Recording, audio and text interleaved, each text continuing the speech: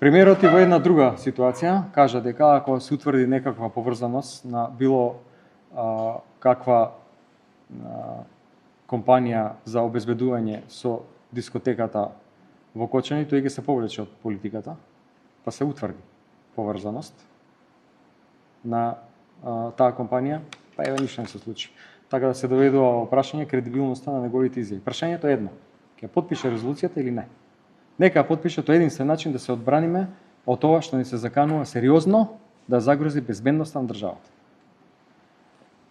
Премиерот Мицкоски денес кажа дека тој јасно демонстрирал дека нема да има мигрантски кампови и повика надлежните институции да има одговорност за сите оние кои што шират страх и паника на оваа тема. Кој е вашиот став? Сметам дека премиерот не треба да се заканува, поради тоа што е многу сериозно прашање кое што потекна од британските релевантни медиуми. Тука многу добро сакаат да го испинуваат, да го превртат, да се закануваат. Прашањето се уште стои и не е одговорено. Не е доволен ставот на премиерот. Еве го предлог документот, резолуција со која што тоа од што сите стравуваме, а што го најавија британските медиуми, нема да се случи. Вистинското прашање е зошто нема одговор на нашето прашање ВМРО ДПМН и премиерот да подпишеме заедно резолуцијата и така да изгласаме во собранието. Очекувате ли дека може да се постигне широк политички консензус по ова прашање и дали може би ќе побарате лидерска средба за да разговарате за ова?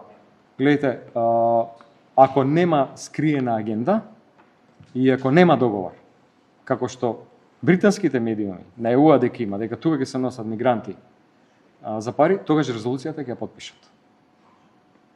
А лидерска ќе побарате? Добро, еве, ова се јавни повици. Ние пуштивме резолуцијата во текот на вчерашниот ден. Целата јавност можеше да види преку медиумите, има можност сите политички субјекти да потврдат дека ја виделе, некој каже ја видел, некој каже не ја видел. Овие луѓе кои што се вечерва со мене и ја виделе резолуцијата, предлог текстот, немаат никаква забелешка. Смета дека тоа е единствениот начин да ние се одбраниме од тоа што е вистинска опасност за земја. Така и еднократно прашање во однос на внатрешните реформи во партијата, до каде се со процесот? Добро, во текот на следната недела ќе се заокружи целокупниот процес со кадровски промени. Благодарам.